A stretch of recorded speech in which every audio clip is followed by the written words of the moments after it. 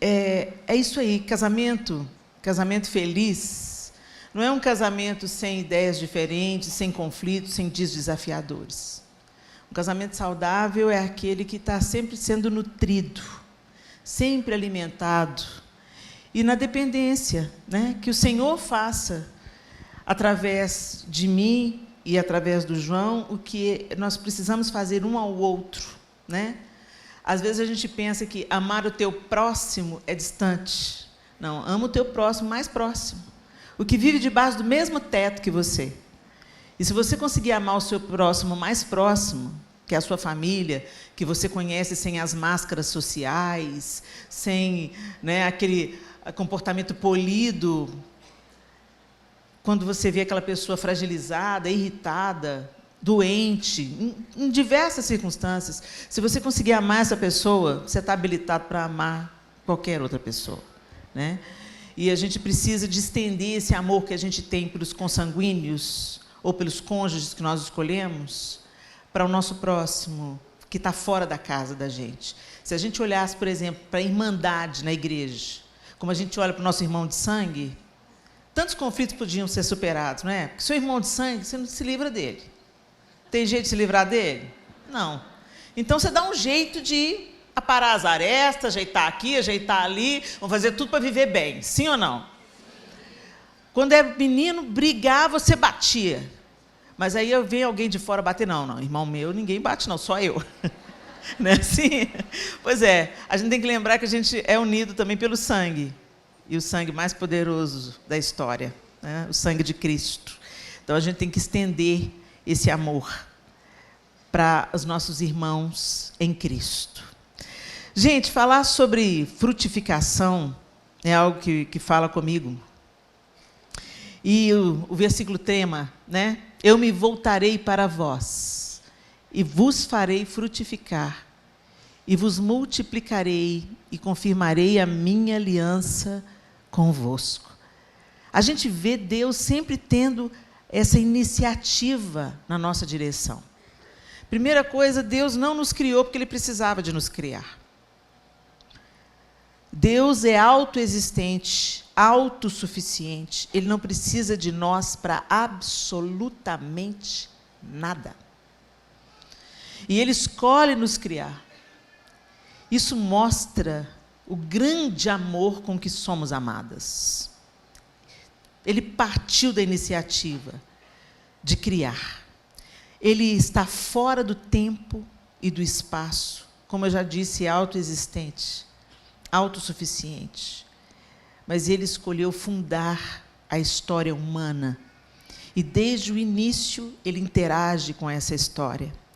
E aqui, em Levítico, a gente vê claramente: olharei para vocês, e os farei fecundos, férteis, e os multiplicarei e confirmarei a minha aliança. Ali nessa tradução, eu me voltarei para vós, e vos farei frutificar, e vos multiplicarei e confirmarei a minha aliança. Oh, gente, Deus tem uma aliança conosco, agora em Cristo Jesus. Ele está falando isso para o povo de Israel, no qual nós fomos enxertados, né? Na videira que nós fomos enxertados. Agora nós também fazemos parte da aliança com Deus, por causa de Jesus Cristo. Ele deu o seu único filho para nos reconciliar consigo mesmo. Então, Deus está sempre tomando a iniciativa de nos dar uma oportunidade, de nos redimir, de nos restaurar. E muitos de nós não desfrutamos disso, ou ficamos aquém daquilo que nós poderíamos experimentar em Deus, porque não nos assentamos à mesa como filhas. Não respondemos à iniciativa de Deus.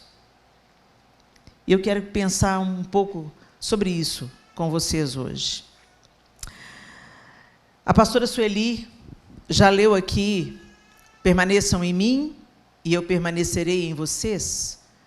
Como o ramo não pode produzir fruto de si mesmo se não permanecer na videira, assim vocês não podem dar fruto se não permanecerem em mim. Eu sou a videira, vocês são os ramos. Quem permanece em mim e eu nele, esse dá muito fruto, porque sem mim vocês não podem fazer nada. É o texto que está em João 15, 4 e 5.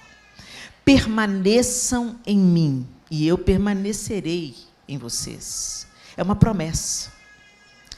Permanecer em Cristo. O que é permanecer? Segundo o dicionário, permanecer é demorar-se em determinado lugar. Perseverar em. Persistir. Manter-se. Conservar-se. Continuar a existir. Isso é permanecer. Jesus está dizendo, se vocês se demorarem em mim, se vocês perseverarem em mim, se vocês persistirem em mim, se vocês se mantiverem em mim, conservar-se em mim, continuando existindo em mim, vocês pedirão o que quiserem e vos será feito. Permanecer no Senhor. Agora eu queria que você fosse comigo para um texto que está lá em Mateus 21. Mateus 21, 18. Nós vamos ler dois textos. O primeiro é esse, Mateus 21, 18.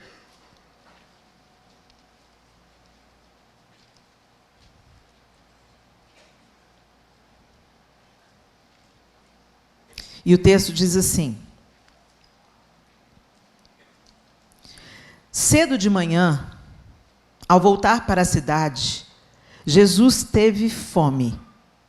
E vendo uma figueira à beira do caminho, aproximou-se dela, mas não encontrou nada, a não ser folhas. Então Jesus disse à figueira: nunca mais nasça fruto de você. E a figueira secou imediatamente. Algumas pessoas, lendo essa passagem, não entendem por que Jesus amaldiçoa a figueira, uma vez que não era estação de figos. Por que Jesus esperava que aquela figueira desse figos, se ainda não tinha chegado a estação dos figos? Estava para chegar, mas ainda não tinha chegado. Ele esperava encontrar porque ela tinha folhas crescidas.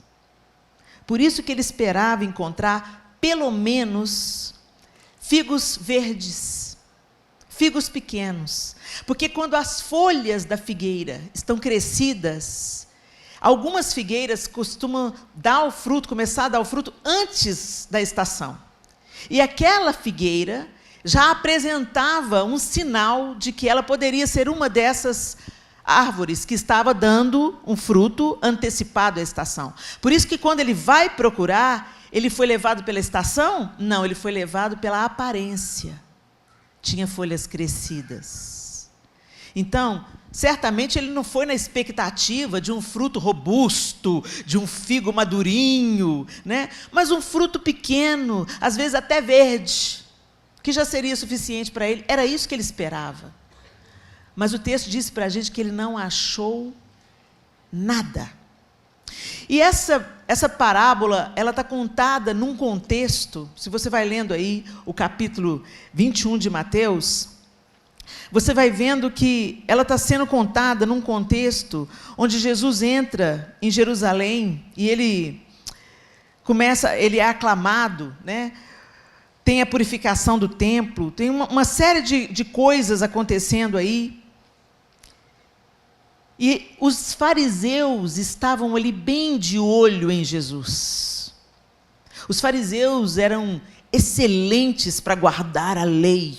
Eles eram exímios em guardar a lei. Sabia a lei de cor e salteado. Não era por falta de conhecimento que eles pecavam. Mas aquilo que eles conheciam, eles praticavam apenas aquilo que era de interesses pessoais. Então, quando Jesus conta uma parábola dessa, ele está também se referindo aos líderes dos fariseus. E ele está dizendo claramente, através dessa parábola, que aqueles homens tinham aparência, mas não tinham fruto. Quando a gente olha assim para os fariseus, quando a gente olha nas produções cinematográficas, The Chosen, para quem acompanha aí, a gente vê como eles têm a roupa especial, o jeito especial, eles se acham tão espirituais. Eles não conseguem enxergar o quanto eles são só aparentes. Porque quando eles abrem a boca, você vê claramente que eles querem vingança. Eles sentem ciúmes, eles sentem inveja. E é isso que Jesus está confrontando aqui nesse contexto. E todas as vezes que você vê Jesus sendo duro, sendo áspero, ele o é com a hipocrisia. Jesus não tinha problemas com pecadores mesmo. Ele foi comer na casa de um, ele liberou outra de ser apedrejada, ele permitiu que outra lavasse os seus pés e enxugasse com os cabelos. Jesus não tinha problema de chamar um publicano cobrador de impostos para ser um dos seus seguidores. Jesus não tinha problema com pecador, não, gente. Jesus tinha problema com a falsa religião. Jesus tem problema com a hipocrisia, com aquilo que parece fruto. Parece que vai dar fruto. As folhas estão crescidas. Você olha assim, você jura que é crente, tem aparência de crente, fala igual crente, veste igual crente, mas é sepulcro caiado. Continua com a mesma inveja, continua com a mesma ira, continua com a mesma apatia, com o egoísmo. Às vezes a gente pensa no pecado, né, gente, como coisas escabrosas, o adultério, a prostituição. Mas a gente não considera numa vida que aparente frutos, que dê frutos, naquilo que a pastora Sueli já nos ensinou aqui. Amor. A ausência de amor é pecado. Porque se nós estamos conectados na videira e a vida da videira está jorrando em nós, é impossível a gente não amar o próximo. Não evidenciar. Então hoje é um dia de autorreflexão, gente.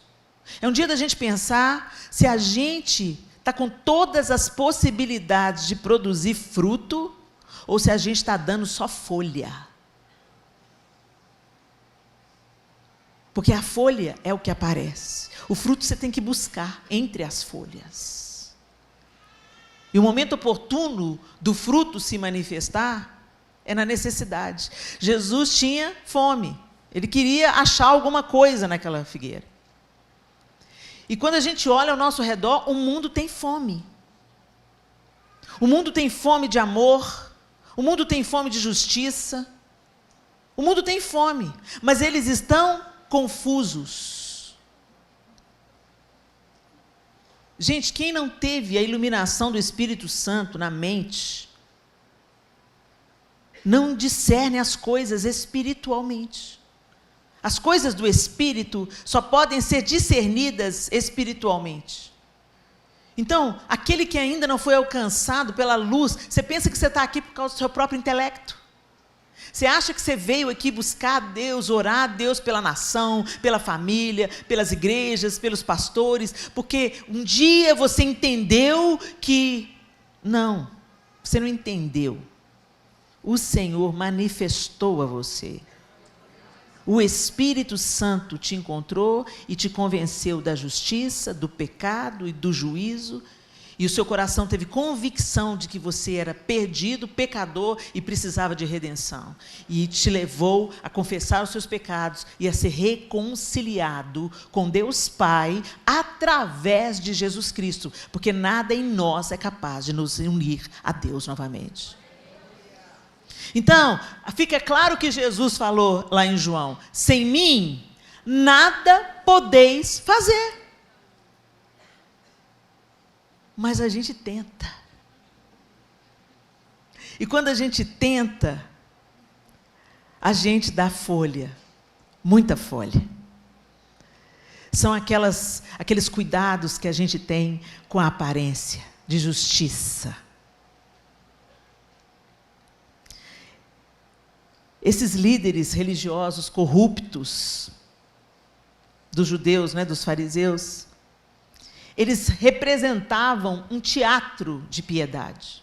Então eles iam para as praças orar a Deus publicamente, para que todo mundo visse.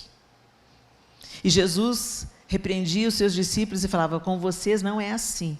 Quando vocês orarem, vocês vão entrar no quarto de vocês e vocês vão falar secretamente ao Pai de vocês, que em secreto te recompensará. Quando vocês jejuarem, vocês não vão fazer como eles, porque eles fazem questão de mostrar para todo mundo que estão jejuando. Mas vocês não. Vocês vão ficar bonito, arrumado, cheiroso, passar óleo, perfume, sair com a cara boa, cumprimentando todo bem, porque o seu Pai que vem em secreto te recompensará. Gente, esse é o fundamento do Evangelho. A nossa vida com Deus é feita às escondidas, para depois se manifestar no público. Mas o que a gente fez? A gente inverteu, porque dá mais ibope a gente já ter a visibilidade. E hoje, mais do que nunca, nós somos um povo visual, uma geração visual. A gente precisa de ver, pegar, cheirar, Hoje as redes sociais, é tudo aparência, tudo aparência. Hoje já tem treinamento especial para você. Como é que é? Esses dias eu vi um curso que chama, como é que é? Capital visual, seu capital visual. Quando você é uma profissional, você se veste de determinada maneira, você tem alguém que vai sempre te pedir desconto, que não vai valorizar o seu trabalho. Mas aí você se veste de outra maneira, que seu trabalho vai ser respeitado, não sei o quê, não sei o quê. Ou seja, isso prova para a gente. É horrível isso? É horrível. Mas isso é uma realidade. Nós estamos inseridos num mundo totalmente superficial, plástico, aparente, egoísta. Eles julgam pela aparência, sim. Você vai ser bem tratada se você estiver bem vestida, sim. E você vai ser maltratada se você estiver mal vestida. É um fato, é uma realidade. Mas com a gente não deve ser assim. Nós não devemos julgar as pessoas pelas aparências. Nós não podemos tratar bem aquele que é o riquinho da igreja e desprezar a pessoa que não tem nem casa e nem família. Porque é isso que é o reino de Deus, iguala a todos nós. A graça nos iguala, não tem grandes e pequenos diante de Deus. Todos são iguais, todos são mortais. Diante dele não existem grandes ou sobrenaturais. Todos hão de ver todo o seu poder. Céus e terra, anjos e homens se curvarão diante do Rei. Ele é grande, Ele é majestoso, Ele é todo-poderoso.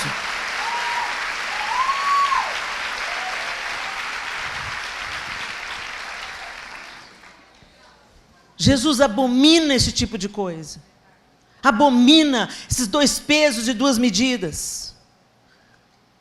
Mas nós estamos inseridos nesse mundo em queda. Então como é que nós vamos agir? Nós vamos contra a maré. Nós vamos para a porta estreita. Que a porta larga é onde todo mundo vai por ela. Mas isso não começa no externo. Isso tem que ser cultivado. A grande obra da semente, gente, acontece debaixo da terra. Para ela germinar, para ela começar a acontecer alguma coisa, a gente não vê. Quando a gente vê aparecendo aqui, brotando na terra, é porque já aconteceu tudo lá de baixo. Aí sim, aí aquela planta cresce, arrebenta de dar flor e fruto, é uma coisa linda. Mas o grande mistério aconteceu debaixo da terra. E eu quero te dizer, como é que está a sua vida no secreto? Esse é o nosso grande desafio. Não é só seu não, é meu também. Porque a vida exige da gente o tempo inteiro. A vida. E a gente pensa que o diabo, às vezes, vai vir tentando a gente segundo a cobiça do nosso coração, porque é assim que ele nos tenta, segundo aquilo que o nosso coração é inclinado a. Né? E a gente pensa, mais uma vez, naqueles pecados, sabe? Articulados, desastrosos, escandalosos. Mas primeiro ele começa a derrubar a gente com pedrinha. Primeiro você começa a negligenciar o seu tempo com Deus. Primeiro você passa mais tempo no Instagram, no Facebook, ou no WhatsApp, do que diante de Deus. Tantos outros ídolos tomam o lugar de Deus, tomam a primazia de Deus na nossa vida, fácil. Você acorda, você abre o olho, antes de você se dirigir a Deus, você passa a mão no celular. O pessoal brinca, né? Mas eu fico pensando se a gente não entendeu alguma coisa errada, porque alguém tem um celular aí? Me empresta aí. Alguém tem um celular, né? Esse aqui é o da maçã? Não, não é da maçã, não. Porque tem o da maçã ainda, né? Um fruto mordido.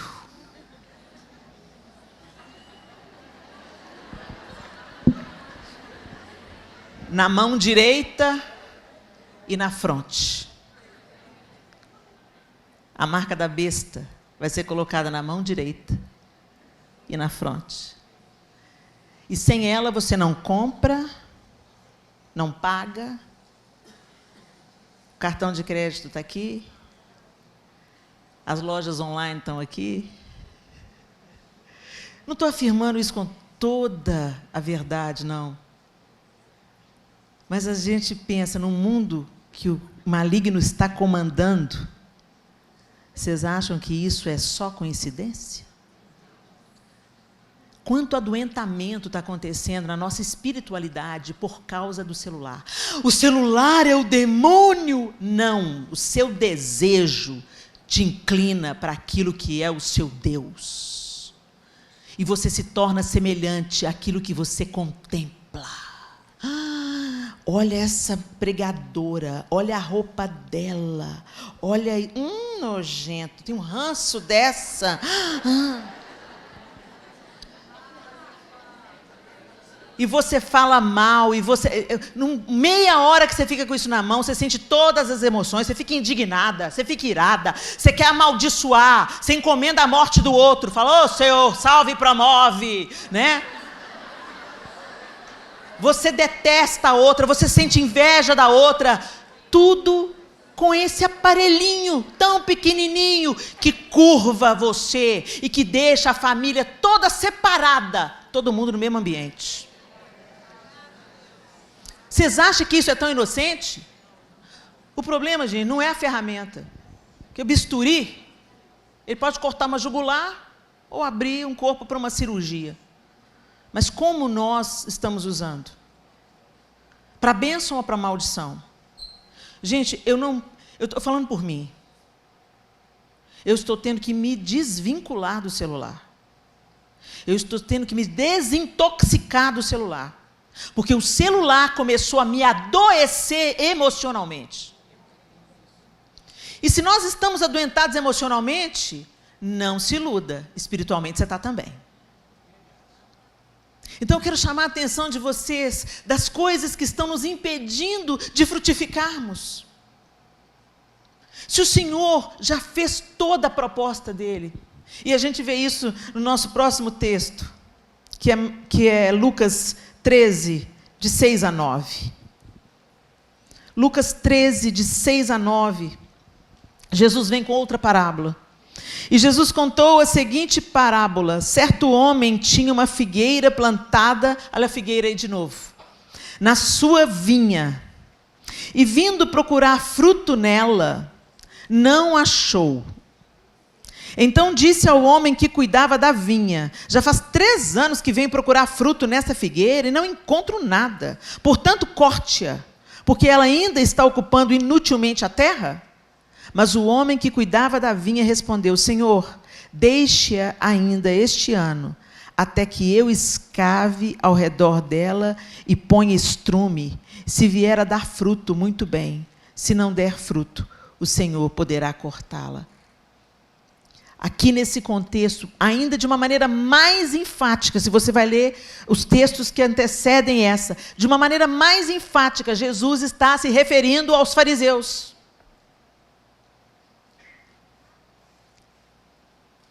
Deus manda tudo, Deus manda dar condição para que aquela árvore floresça e frutifique, mas fique estéril. E como a gente já leu em João 15, o texto diz, quem não dá fruto, quem dá fruto, meu Pai, corta, poda, e ela vai dar mais fruto ainda. Agora, quem não der fruto, ele vai cortar. Ele está dizendo isso aqui, novamente, de uma outra maneira. Através dessa parábola, ele está deixando claro que Deus sempre está dando uma oportunidade, gente. Mais uma vez, Deus está dando uma oportunidade. Eu enxergo essa parábola, não sei se a minha interpretação é correta, mas eu enxergo o dono da vinha como Deus Pai e o agricultor como Jesus, nesse contexto aqui. Ele está falando, olha, deixa eu tentar mais uma vez. Ele é nosso intercessor. Pai, deixa eu tentar mais uma vez. Esses dias eu vi um vídeo desesperador, rapidamente, eu fiquei com uma dó de eu não ter salvado esse vídeo. É uma moça no vídeo e ela está assim, Deus, me perdoa, Pai, me perdoa, me dá mais uma chance. Gente, mas a moça estava fazendo com tanta intensidade, a atriz que estava representando, eles colocaram como se ela estivesse no fundo assim, de uma coisa, e ela cercado assim, de umas névoas, umas coisas, e ela estendendo as mãos e como se ela estivesse clamando para Deus, Deus, Pai, Deus, me dá mais uma chance, me dá mais uma chance. Ô, gente, um dia a porta vai fechar. E a gente não sabe que hora que é essa. A gente não sabe até quando vai a nossa oportunidade de produzir fruto. E quando a gente não produz fruto, a gente vive uma vida capenga, pensando que está vivendo uma vida de sucesso. O diabo vai te enredando, te iludindo com as coisas dessa terra. Você se dá, você investe tempo, investe dinheiro nos seus projetos. Deus é um acessório. Ô Senhor, vem cá, me abençoa no meu trabalho, me abençoa na faculdade. Ô Senhor, me dá um novo emprego, me dá um carro novo. E a gente vai, sabe, querendo fazer de Deus o financiador do nosso projeto.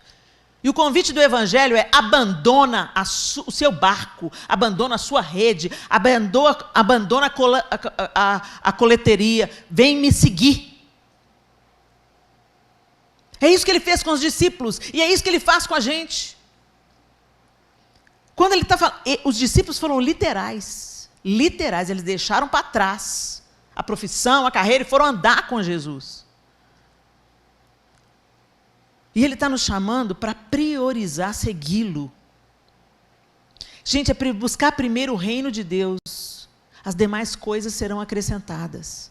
O nosso problema é que a gente inverteu a ordem. A gente está buscando as demais coisas. E o reino de Deus está ficando com o resto da nossa animação, disposição, tempo e dinheiro. A gente não investe tempo no cultivo dessa semente quando ninguém te assiste. Na sua casa, no seu quarto, na sua intimidade, no seu coração.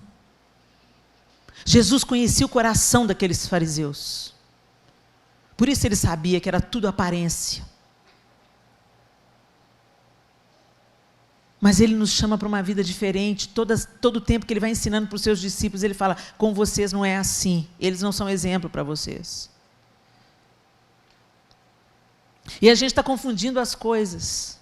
Está chamando o que é santidade de religiosidade.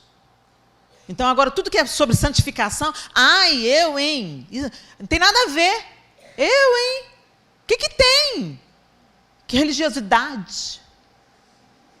Está tudo liberado. Uma pouca vergonha. Não, Deus não está interessado no tamanho da minha saia, não, querida. Ele olha o coração.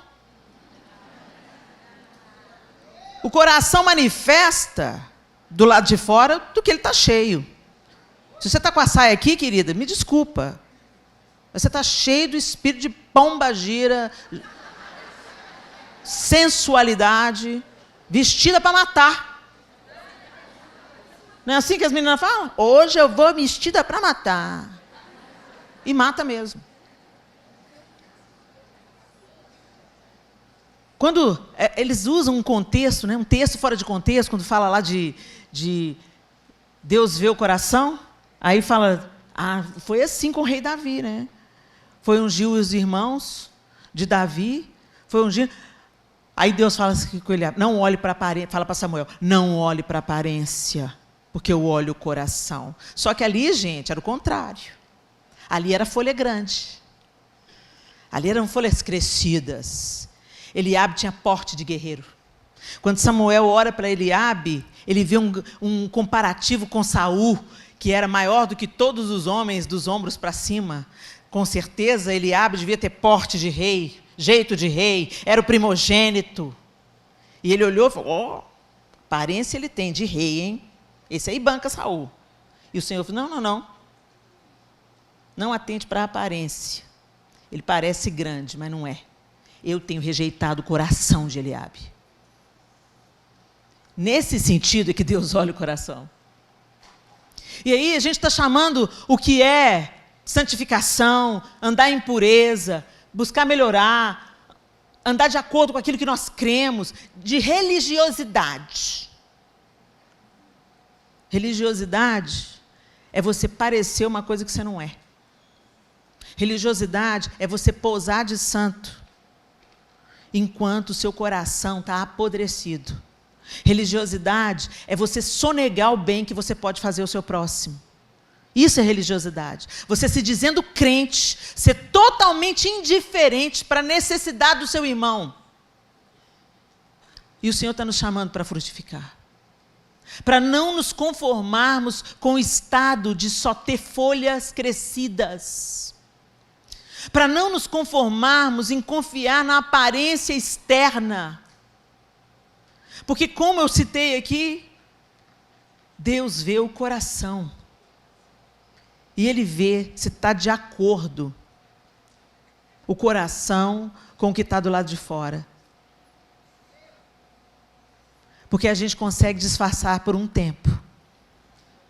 Mas todo mundo que chega perto, não pense você, que não enxerga, de fato. Aí tem aqueles casos horrorosos. Recentemente eu fui fazer uma cirurgia e a médica virou para mim e falou assim, no bloco todo mundo te conhecia. É mesmo? As meninas tudo são de igreja evangélica. Que legal. Aí a médica virou para mim e falou assim, mas me explica aqui, como é que é esse negócio? Porque são evangélicas, mas não cumprimentam o porteiro, fala mal uma das outras. Elas mesmo falam uma mal da outra. Assim, na frente são amigas e depois... Como é que é isso? Como é que funciona? Eu falei, vou te contar, doutora. Sabe, a Bíblia fala do joio e do trigo. Entendeu? Então, tem os crentes que são trigo, mas tem outros que são joio. Erva daninha, só está no meio dos crentes pensando que é. Mas no dia da grande colheita, vai ser lançado no fogo. Gente, a Bíblia fala sério sobre isso. Jesus aborda seriamente sobre isso. E Ele confronta a hipocrisia. E a gente precisa de revisitar as nossas prioridades. E entender se a gente está só apresentando para o mundo, para a nossa casa, para a nossa comunidade de fé, as folhas crescidas, ou de fato, a gente está dando fruto. Ainda que sejam frutos verdes, ainda que sejam frutos pequenos, está dando fruto, está saudável. Está vivendo uma fé saudável. E na estação apropriada, esse fruto vai crescer, vai amadurecer. Mas a gente tem que caminhar, gente. E é claro que é a obra do Espírito em nós. a natureza de Deus em nós. Por isso que Jesus falou, se vocês permanecerem em mim, não é pendurado na videira, é enxertado na videira. Quando você está enxertado na videira, a vida da videira nutre a sua vida. Mas tem um tanto de gente que está pendurado na videira, gente. A gente só anda junto, mas não está enxertado. Então, hoje, às vezes você está lutando com a sua índole, com o seu temperamento, a vida inteira, já está na igreja há muitos anos, aconteceu comigo, eu estava na igreja há muitos anos, quando eu descobri que eu estava só pendurada na videira. Hoje é dia da gente olhar para dentro do nosso coração. Sabe aquela reação imediata que você tem diante de uma circunstância? Isso é quem você é. Sabe como você trata seus filhos, seu marido, seu patrão? Isso é quem você é. Sabe como você trata aquela pessoa que não tem nada para te oferecer? O porteiro do prédio. Isso é quem você é. Essa é a sua natureza. Por isso, a nossa natureza precisa de ser transformada pelo poder de Deus, para que a natureza dele em nós produza frutos. Agora, tem um posicionamento que é nosso, minhas queridas. Nós precisamos de nos voltar para o Senhor. O agricultor, ele planta a semente, mas ele prepara a terra. Nós precisamos preparar a terra do nosso coração. Nós precisamos de fechar algumas portas na nossa vida. Nós precisamos de dizer não a algumas ervas daninhas que vão sufocar a semente. Nós precisamos de tomar atitudes se nós queremos ter uma fé robusta e deixar o ambiente apropriado para que o Espírito Santo trabalhe em nós e produza em nós os seus frutos. Não é sofrimento, gente. Você vê uma jabuticabeira dando jabuticaba, você não vê ela gemendo. Você não vê ela gritando. É da natureza dela. E ela não vai dar melancia, ela vai dar jabuticaba. Ela não é uma coisa e vai dar outro tipo de fruto. E hoje, nesse tempo visual que nós estamos vivendo, tem tanto fruto de plástico, que você olha, você jura que é de verdade, mas não tem peso, não tem cheiro, não mata a fome. E o Senhor nos chamou para ter peso, para ter perfume, ter cheiro, para deixar um rastro. Sabe quando você abre uma mexerica? O cheiro espalha para todo lado. Ela tem peso de mexerica, cheiro de mexerica. E você às vezes quer tirar aquilo da mão, não consegue. É isso que o Senhor quer fazer em nós, que o nosso fruto permaneça. Que o perfume que você deixar na vida do seu irmão. Sabe, gente, às vezes a gente pensa que são coisas extraordinárias, a gente quer fazer missão lá na África, vou dar fruto, vou fazer missão na África. Não, começa lavando a louça.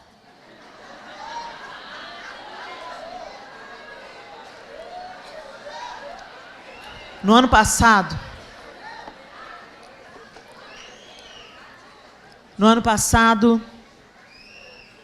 no meio do ano, o João foi diagnosticado com câncer. Oh, as tempestades. Bendito seja Deus, ele está bem. Mas quando chega na hora que veio a confirmação da biópsia, a paz que excede todo entendimento veio sobre nós. A nossa reação imediata foi paz. Paz. Vamos fazer o que precisa fazer, vamos operar, vamos fazer o que tem que fazer. Mas aí, gente, se você não nutre a sua fé, essa energia vai toda para o medo. Você concentra a sua energia em duas coisas que você não pode ver. Ou a fé, ou o medo. E um dia eu acordei muito angustiada, pensando em todas as possibilidades. E isso é horrível, né? E eu pedindo ao Senhor fortalecimento, fortalecimento, fortalecimento. E o Senhor falando, aquieta, aquieta. O João fez a cirurgia no dia 13 de julho do ano passado. E ali pelo dia 19, 20 de julho, um amigo, foi meu aluno no CTMDT, hoje é pastor, pegou um ônibus no Rio de Janeiro, de madrugada, foi para Belo Horizonte, pegou um táxi, chegou na minha casa, encheu a minha casa de alegria. Ele é muito animado, muito festivo. Aí, vou fazer umas compras. Foi lá no supermercado, comprou os ingredientes, preparou para a gente, foi para a cozinha, cozinhar para mim e para o João. Fez um cuscuz, todo incrementado lá, com bacon, com não sei o quê, com não sei o quê. Tomou cuidado de saber se o João podia comer daquilo, tudo. E fez um banquete com aquele cuscuz. O banquete era espiritual. O cuscuz estava maravilhoso, saborosíssimo. Mas o que marcou a minha vida foi que ele pôs a mesa, preparou a comida, nos nutriu de encorajamento, liberou palavras de bênção. Falou, João, Deus está te livrando de algo pior. Deus está te livrando de uma morte repentina. Você tem que cuidar da sua saúde. O João perdeu 28 quilos por causa desse processo. Isso, o Senhor está te dando livramento de uma morte repentina. Ele entrou com provisão. Fica tranquilo, vai dar tudo certo. Encheu a gente de ânimo. Foi para a rodoviária, pegou o ônibus e voltou para o Rio de Janeiro. 8 horas de viagem. Nunca mais eu vou esquecer isso. Nunca mais. A mexerica impregnou meu coração, minha casa. O cheiro ficou, o perfume do fruto, da gentileza, da generosidade, do amor, da alegria. O Adriano encheu a minha casa de fruto do Espírito. Com o gesto de deixar a casa dele, a esposa, o filho pequeno, pegar um ônibus, encarar a estrada. Às vezes a gente tem que fazer alguma coisa pelo nosso vizinho do nosso lado e a gente fecha os nossos olhos. A gente finge que não é com a gente. O Senhor se comprometeu até a morte. Ele encarnou. Você já parou para pensar o que é o Rei da eternidade encarnado num corpo humano? Limitado, débil, sentindo frio, fome, calor, necessidades fisiológicas. Ele encarnou, viveu a nossa vida. 30 anos ele viveu a nossa vida. Ele se identificou com a nossa humanidade. Ele se vestiu da nossa humanidade. Ele se comprometeu até o sangue. A gente fala que é seguidor dele, mas a gente está mais parecido com Pilatos. A gente lava as nossas mãos e fala, não, o governo cuida. Eu dou o dízimo na igreja, a igreja cuida. Não, queridas. Deus nos chamou para nós nos envolvermos pessoalmente.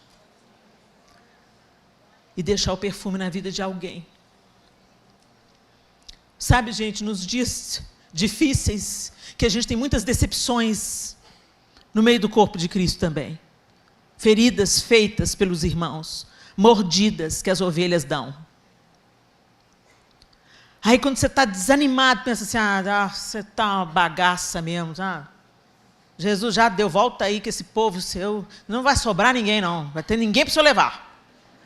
Quando você está nesse dia assim ruim, eu estou nesse dia ruim, eu lembro, mas teve um que venceu não sei quantos quilômetros, que encheu a minha casa de amor, de alegria, de serviço, de generosidade. Sabe? Mantém a fagulha acesa. Um palito de fósforo quebra a absoluta escuridão. Nós não precisamos de coisas extraordinárias, precisamos de nos comprometer com Cristo até o sangue. como Ele fez por nós. Feche os seus olhos.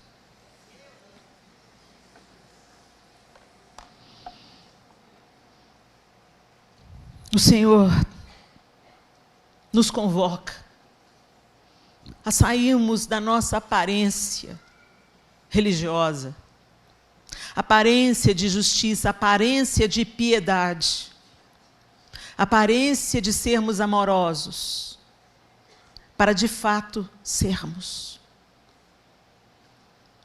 E isso não é produzido na nossa própria natureza.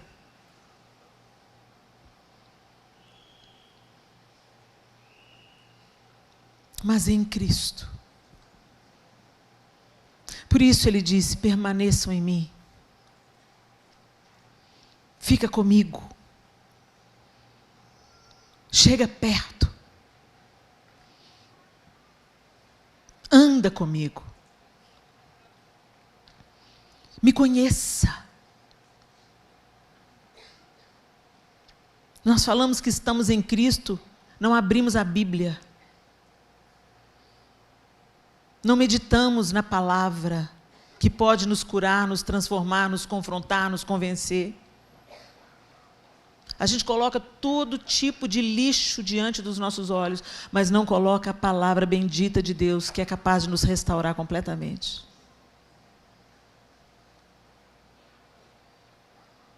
Quando falamos com Ele, falamos só sobre nós, nossas necessidades, nossos anseios, nossos sonhos.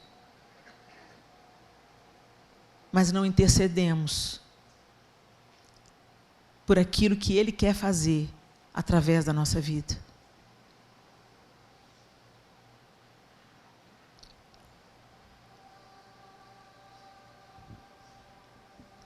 É tempo de nós nos arrependermos. É tempo de arrependimento das folhas crescidas da figueira.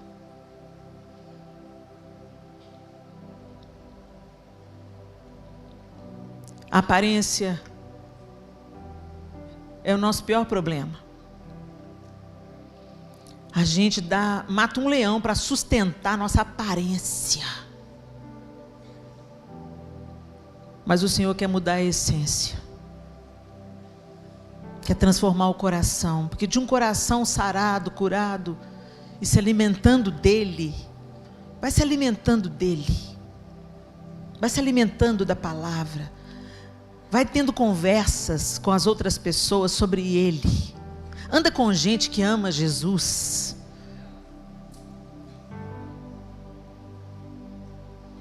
Permaneça nele. E aí os frutos vêm naturalmente. Quando você pensar que não, aquilo que incomoda Jesus te incomoda também. Aquilo que Ele quer mover, se move em você também.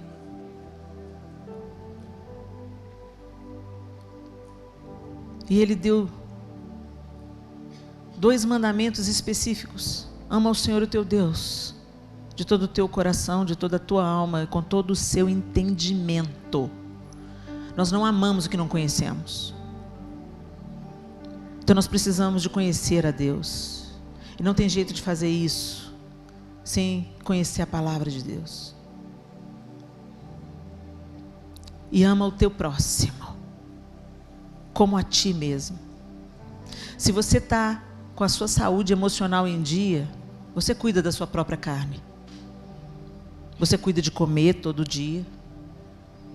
Você cuida de se preservar da morte. Você cuida de olhar para os 2 lados da rua antes de atravessar.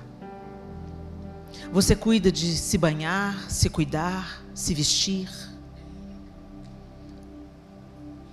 Ao próximo como a você. Como a você. Nós temos tanto. Tanto, tanto, tanto. E compartilhamos tão pouco.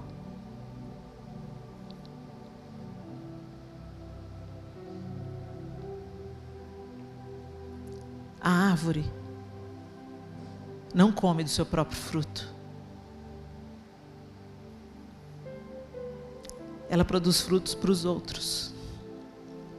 para nutrir outros, para alimentar outros, para que a luz entre na vida de outros. E o agricultor é que cuida da árvore. Existe muita gente para se alimentar de frutos de amor, de alegria, de bondade, de domínio próprio, de mansidão. E Ele está convocando a mim e a você para abandonarmos a aparência e, de fato, enxertadas nele, produzirmos frutos, enquanto é tempo. Jesus já interferiu. Deixa eu tentar mais uma vez. Deixa eu preparar a terra em volta, para ver se dessa vez ela dá fruto. Deixa ela ir em mais uma mulheres intercessoras. Deixa eu mexer nessa terra, nesse coração. Pai, dá mais uma oportunidade. É a sua vez. Que o Senhor nos cure, minhas queridas. Que o Senhor nos cure do egoísmo, da autossuficiência, da religiosidade e de querer parecer. Que a nossa principal busca seja ser. Fique de pé no seu lugar, vamos orar. Dá a mão para a pessoa que está do seu lado.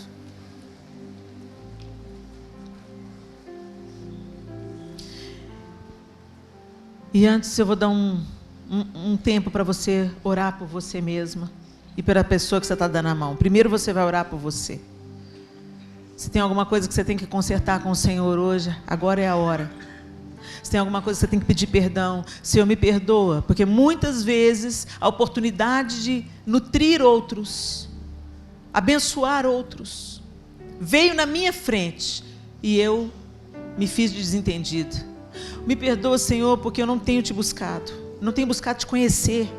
Eu estou negligenciando o meu tempo com o Senhor. Outros ídolos eu tenho colocado diante da minha face e tenho ficado semelhante a estes, mas eu quero ficar semelhante ao Senhor. Então, peça perdão ao Senhor. E depois que você consertar aí com o Senhor, ajustar suas contas com Ele, você vai orar pelas mulheres que você está dando a mão. E vai falar: Senhor, abençoa minha irmã. Eu também peço sobre ela a sua bênção. Peço sobre ela que o Senhor afofe a terra ao redor dela, para que ela possa frutificar para a glória do seu nome, para a expansão do seu reino, em nome de Jesus. Pode orar. Ó Deus Todo-Poderoso, nós erguemos o nosso clamor diante de Ti nessa noite. Senhor, nós pedimos perdão pela apatia, pela preguiça, pela idolatria, Senhor, porque outras coisas têm ocupado mais o nosso tempo, as nossas atenções, os nossos afetos. Deus, nos perdoe, Senhor, porque temos permanecido com folhas crescidas como aquela figueira, mas não existem frutos em nós. Pai, nós não queremos viver de aparências, Senhor. Ó Deus, muda, Senhor, o nosso dia a dia, a nossa rotina. Organiza a nossa rotina, Pai, para que o Senhor tenha a primazia dos nossos dias e assim tenha a primazia na nossa vida. Perdoa a religiosidade. Perdoa, Senhor, a aparência de justiça, a aparência de piedade. Sonda os nossos corações e limpa os nossos corações da impiedade, da hipocrisia, do egoísmo.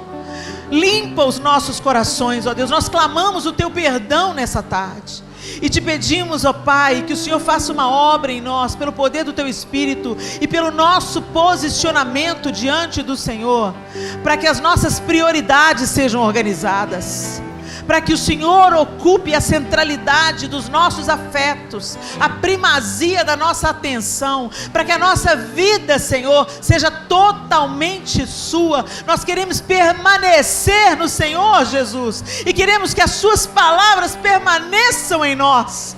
Ó Deus, nos leva de volta para o secreto, nos leva de volta para o nosso quarto, onde nós não somos assistidos, onde ninguém está vendo a aparência, mas o Senhor está mudando o coração.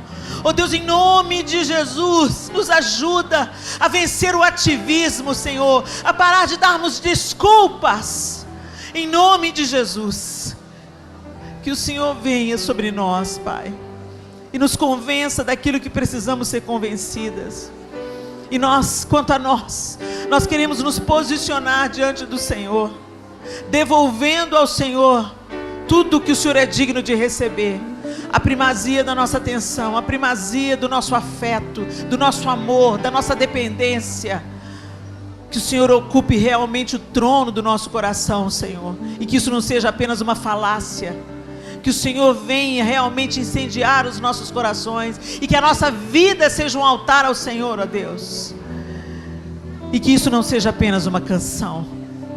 Nós oramos ao Senhor, para que o Senhor transforme a nossa mentalidade nessa noite, e que uma nova maneira de pensar nos leve a novas decisões, e essas decisões nos levem a uma nova maneira de viver a vida, em nome de Jesus, para que os frutos venham pela tua obra em nós. Glorifique o Senhor e leve outros a crerem e a se renderem a ti. Em nome de Jesus Cristo nós oramos. Amém e amém. Que Deus abençoe você. Dá um abraço na sua irmã.